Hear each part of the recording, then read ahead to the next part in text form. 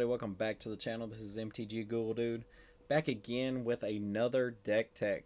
This time we're going to be doing my buddy's Sliver Overlord deck. Yes, this is a Sliver tribal deck. But for those of you that don't know, this is a Wooburg Sliver Mutant Commander. That's a 7/7. It has two abilities. Search for 3 mana. You can search your library for a Sliver card, reveal that card, put it into your hand, and then shuffle your library. And 3 to gain control of target Sliver.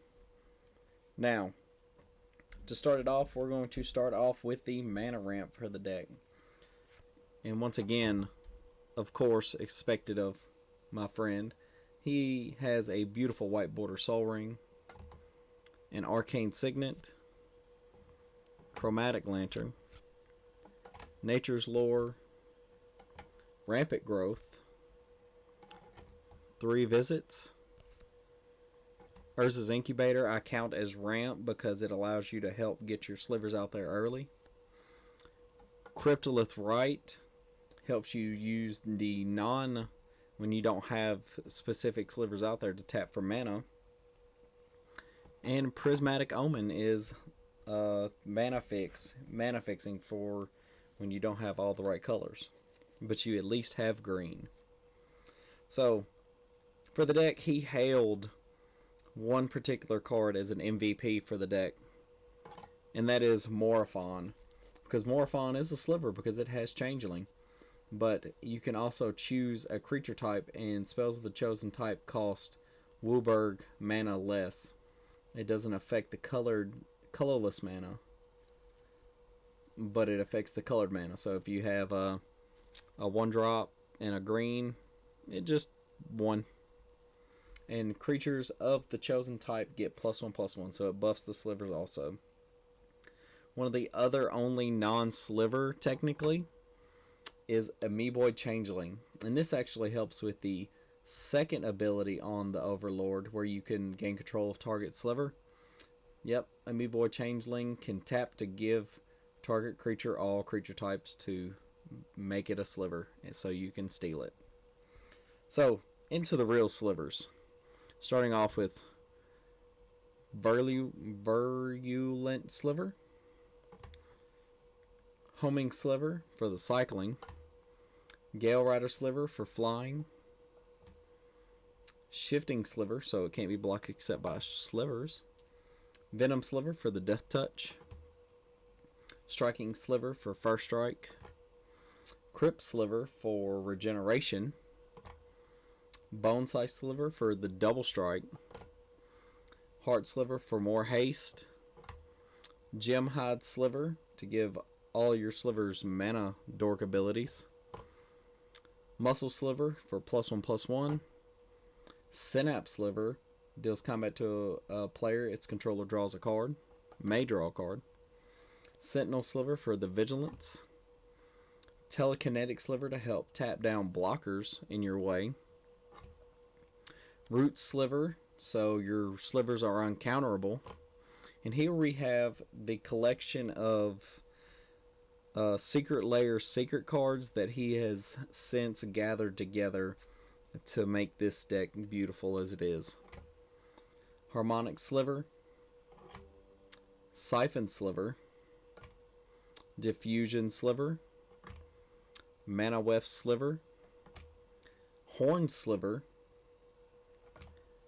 Brood Sliver, Spiteful Sliver, Two-Headed Sliver, Hibernation Sliver, Cloud Shredder Sliver, Tempered Sliver, and Magma Sliver. And then we get into the heavy hitters of the deck. The biggest of the baddest, of the big 5 that we have now. Sliver Legion, Sliver Hive Lord, and the first Sliver. And this is one card in the deck right here that I thought I needed to separate because nothing else in the deck does anything like it. And that is Alurin. For those of you that don't know, this affects all players, but this is he has this in the deck because this helps him the most. Because you can just drop out 3 drops or less for free. And then it helps a lot when you have a very hungry horde of slivers. Swarm of slivers. And now we get into our card selection and card advantage. Starting out with Green Sun Zenith. Patriarch's Bidding, because who doesn't like bringing all the slivers back from the graveyard? Natural Order to find any particular multicolored or just green sliver. Descendant's Path. Now, Descendant's Path is one that you might kind of raise your eyebrows at, but in all honesty, this card is great in this deck. I've seen him just keep going with slivers. Demonic Tutor, Sylvan Library, Rhystic Study, Mystical Tutor, and Vampiric Tutor, both in beautiful white borders. Then we get into our protection and removal category. Removal on the stack, removal on the board, just in general. Or protection such as Teferi's Protection. Then we get into some of the removal with Mana Drain, Cyclonic Rift, Supreme Verdict, Counterspell, Swan Song, Heroic Intervention, Harsh Mercy, Vindicate, Fierce Guardianship, Blasphemous Act, and Path to Exile. And now we get into this glorious, beautiful mana base he has put together for this deck. Let's squash some of the air out of that. Starting off with Command Tower, Shivan Reef, Battlefield Forge, Yavimaya Coast, Caves of Quellos, Llanowar Waste, Underground River, Brushland, Unclaimed Territory, and of course you gotta have a Sliver Hive in a Sliver deck, Reliquary Tower, Mana Confluence, Prismatic Vista, Cavern of Souls, Misty Rainforest, Scalding Tarn, Marsh Flats, Verdant Catacombs, Arid Mesa. Oof. Sure does have a lot of air in it. Hollowed Fountain, Temple Garden, Stomping Ground, and then the beautiful, I don't know what the word for 5 is, but Ketria Triome, all of the beautiful full art Triomes. Oof. Big air. Indaltha Triome, Rogren Triome,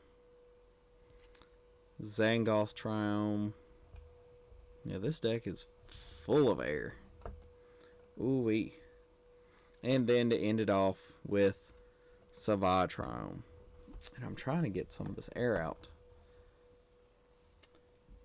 And then he has chosen for this deck to have some wonderful and beautiful... Oops. Poor Savai Triome just didn't... Zangoth didn't want to be in there. Some of these unstable lands, which are beautiful. The camera doesn't do them justice. But once again, I want to thank all my subscribers for the likes, comments, and everything and whatnot.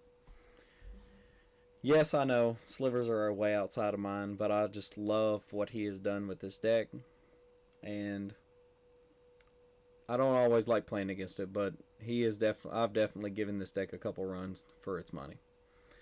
But that's going to be it for today, guys. I really appreciate it, and I'll see you guys next time in the graveyard.